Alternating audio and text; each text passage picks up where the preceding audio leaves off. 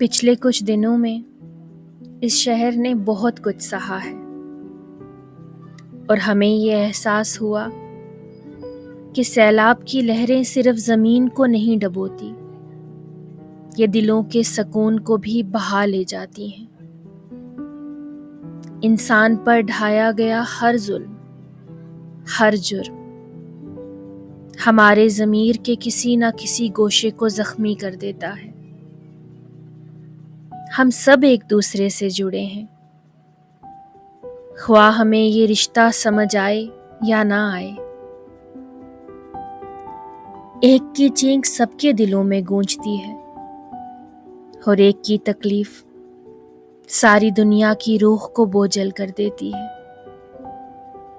इंसानियत एक जिस्म है और अगर एक हिस्सा जख्मी हो जाए तो पूरा वजूद बेचैन हो उठता है।